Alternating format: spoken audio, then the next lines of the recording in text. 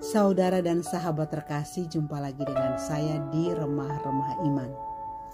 Di dalam kehidupan kita ini ada banyak peristiwa yang terjadi. Tetapi pada bagian ini saya mau memberikan satu catatan bahwa hidup ini juga diisi dengan kerinduan. Ada banyak hal yang kita rindukan dalam hidup ini. Entah peristiwa, entah pribadi-pribadi tertentu, atau sebuah kenangan-kenangan yang tak terlupakan, dan tiba-tiba dia muncul kembali, lalu kita akan merindukan sesuatu yang terjadi di masa lampau untuk kita kenang kembali. Dengan bertambahnya usia, dengan bertambahnya tanggung jawab, maka terjadi jarak yang menjauhkan kita dengan orang-orang yang dahulunya ada bersama kita. Keluarga kita, sahabat kecil kita, teman-teman sekolah, rekan-rekan kerja, dan juga teman-teman mungkin sepanggilan dan juga seperutusan. Lama-kelamaan ada jarak di antara kita. Oleh karena ada jarak di antara kita, maka sekali waktu atau di waktu tertentu muncul sebuah kerinduan.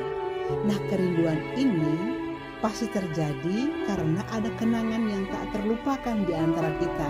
Kenangan-kenangan ini itu pasti paling menonjol di antara semua kenangan-kenangan yang lain. Kenangan yang manis maupun kenangan yang pahit. Sehingga begitu hal ini muncul di permukaan kita, maka secara serta-merta saat itu juga muncullah sebuah kerinduan. Dan kita ingin sekali sejenak kembali mengenang dan kembali mengingat, dan kalau boleh kita merayakan kerinduan itu. Saya pribadi pada masa-masa ini menyongsong usia Yayasan Kasih Mandiri Bersinar yang ke-25 tahun atau Pesta Perak tahun depan 2001 pada tanggal 31 Mei.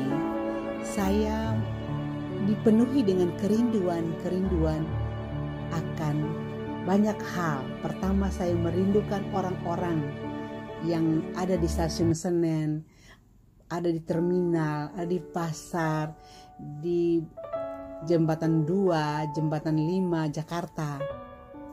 Saya merindukan orang-orang yang ada di beberapa stasiun, di terminal, di kolong jembatan, ya.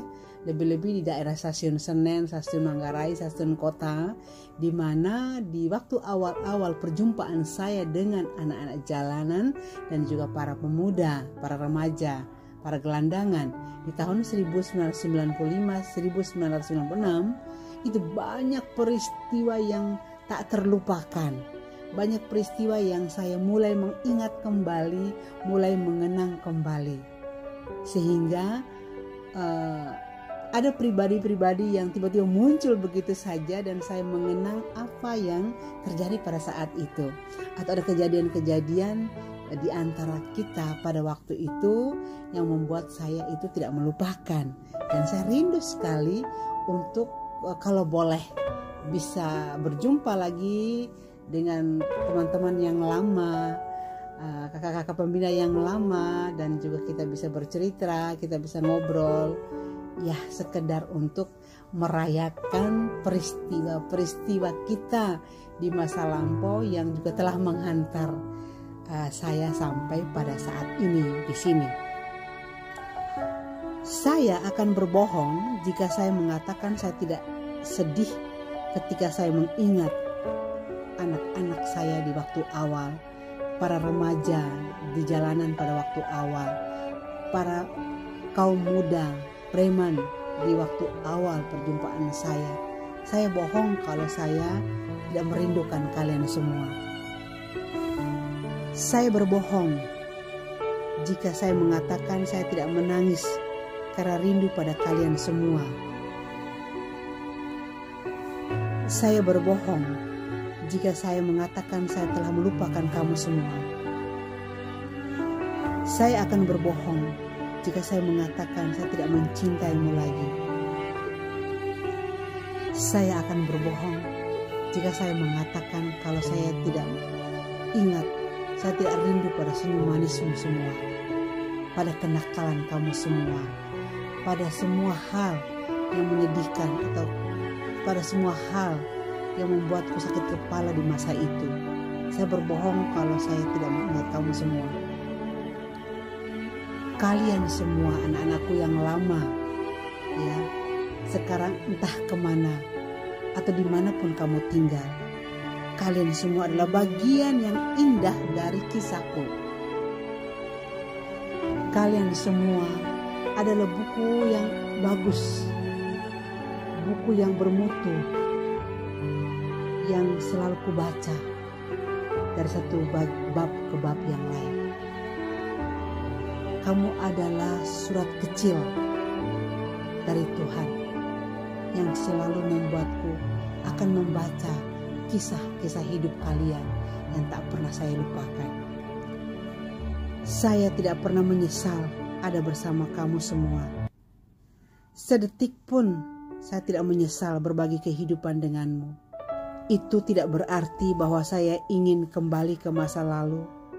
Hanya saja sekarang saya mengerti bahwa hubungan kita satu sama lain menjadi jauh. Karena kamu semua sudah dewasa, kamu semua sudah berkeluarga, dan kamu semua sudah mempunyai kehidupan masing-masing. Saya merasa dalam hati saya bahwa kamu sekalian menginspirasi banyak orang, menginspirasi saya. Janganlah lupa untuk terus menginspirasi hidupmu saat ini. Saya tahu betapa kerasnya hidupmu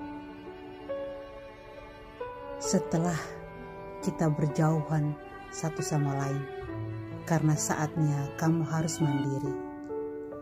Saya membayangkan kepedihan yang membuatmu sakit. Saya tahu jarang sekali orang memberikan kepedulian kepadamu. Saya juga tahu jarang sekali orang yang bisa mendengarkanmu, memberikan pengakuan dan perhatian kepadamu. Saya hanya berharap kamu ingat bahwa kamu tidak sendirian. Tidak akan pernah. Tidak pernah benar-benar sendirian. Ingatlah pesanku bahwa Tuhan menjagamu setiap hari. Dia menjagamu. Maka mengertilah bahwa peduli bukan berarti membuatmu kebal terhadap kejahatan. Peduli itu di atas segalanya memberimu kehangatan seperti selimut yang menyelimutimu. Kamu semua yang telah mandiri harus mengerti bahwa pada saat ini kamu berada di tempat yang tepat. Tidak peduli seberapa besar hal yang menyakitkanmu dan mengerikan yang terjadi di tengah-tengah kehidupanmu. Saya tahu itu menyakitkan, tetapi kamu akan keluar dari semuanya itu karena kamu tidak jauh dari Tuhan. Tuhan tidak pernah melupakanmu. Sesulit apapun kehidupan, Tuhan menjagamu. Hadapi semuanya. Perjuangkan dengan penuh pengharapan. Jangan pernah kehilangan keyakinan. Pulihkan selekasnya pengharapan, cintamu, kasihmu. Semoga sapaanku melalui media ini memberkati hatimu, menyejukkan jiwamu, menghangatkan pikiranmu bahwa engkau tidak sendirian. Aku ada di sini berdoa bagimu dan juga berdoa bagi semua para saudara dan sahabat yang menonton video ini. Terima kasih, Tuhan memberkatimu semua.